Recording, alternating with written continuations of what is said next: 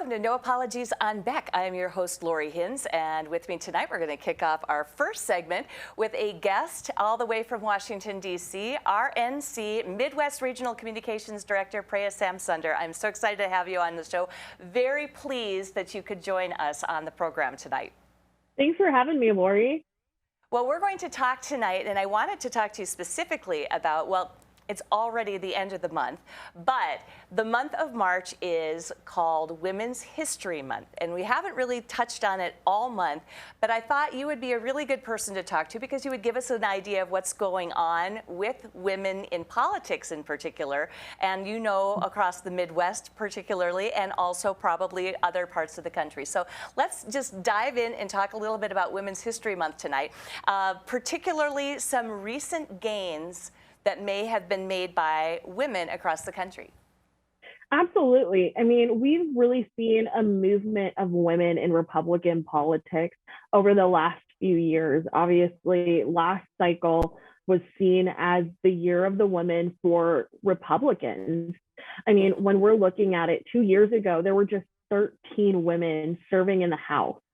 Now that number has nearly doubled as of election night in 2020. And now we're even looking at even more women who have decided to step up and say, you know what, I don't like what's going on in my community. I don't like what's going on in my kid's school district. I don't like what I'm seeing at the grocery store, at the gas station. So I'm going to step up and run for office.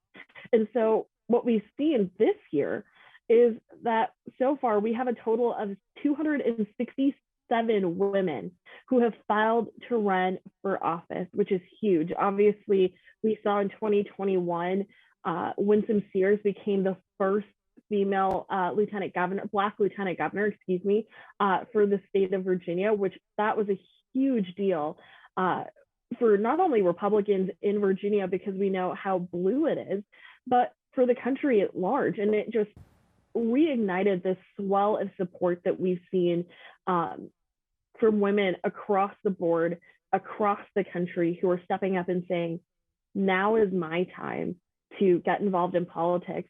And, you know, it's not just at the federal level. We're seeing it at the state house level. We're seeing it even at the school board level. So, I mean, women are just stepping up and saying, how can I serve my community? How can I best use what I know, the issues that are important to me, to my family? How can I use that to make a difference? What Winsome Sears was a really big deal. And that was a huge win for Virginia. But Virginia, if you talk to, say, the National Committee woman for Virginia, she'll tell you that the real Virginia is red, Preya, just so you know. She would correct you on that blue statement right off the bat. The thing about the Winsome Sears win, too, was that it was a catalyst. It was a bellwether for things to come, I think.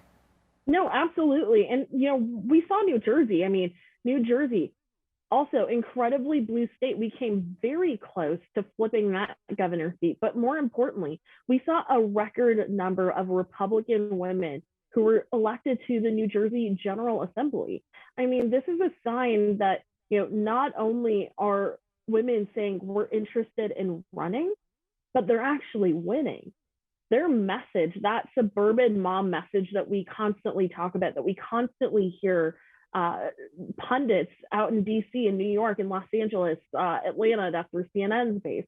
You know, they're constantly talking about this suburban issue and how there's a struggle for, you know, the suburban vote. Well, those suburban moms are speaking up this cycle in particular and saying, you know what, we're not having what the Democrats are trying to sell. We're not happy with what Joe Biden is currently pushing with his current agenda. We're not happy with what the Democrats in our state or even our Democratic representatives are pushing in district or in Washington.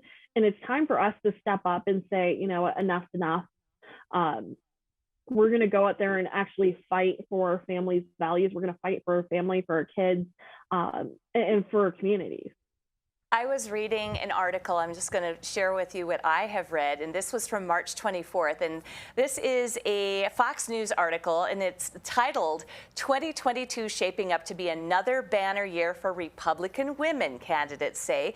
And then the line underneath it says, GOP women are, quote, due for another record-setting year, according to Tina Ramirez. And this is so exciting to me. If you look at some of the numbers, it says 32 Republican women won election in Congress in 2020, surpassing the record of 30 Republican women set in 2006. So that was a great record. And Maggie's List, a political action committee, which is dedicated to increasing the number of conservative women elected to federal public office, has endorsed more than 50 female GOP candidates so far.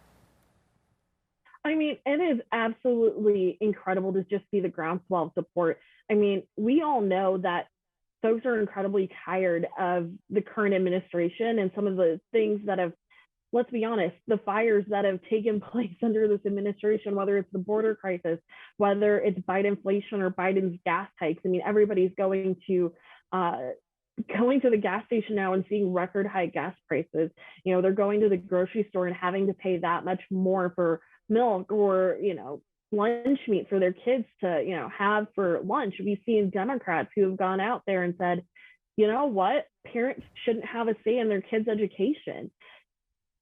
Parents are upset.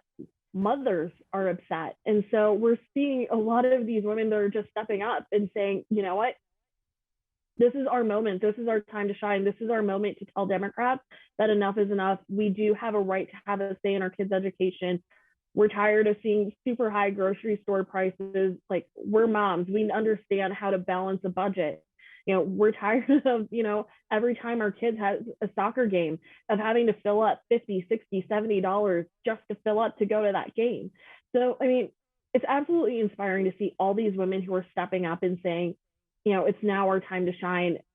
You know, it's our moment to lead. So, I mean, we definitely have so many opportunities this cycle. Obviously, we're seeing that in Texas right now. We just had the Texas primary not that long ago, and the voters down there in Texas 34, I believe, Mayra Flores was elected by Texans to represent them in the general election, and Monica De La Cruz in Texas 15. Those are Republican nominees in the state of Texas, and we're seeing this all across the board. So it's an incredibly exciting time to be a Republican and a Republican woman.